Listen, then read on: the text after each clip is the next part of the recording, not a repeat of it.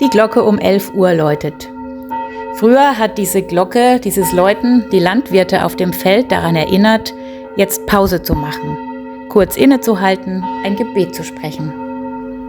Auch wenn diese Erinnerung heute ein bisschen verloren gegangen ist, die Glocke läutet um 11 Uhr und sie erinnert mich daran, dass Gott da ist, mitten in meinem Alltag, mitten am Tag, um 11 Uhr und zu jeder anderen Uhrzeit. Ich kann innehalten.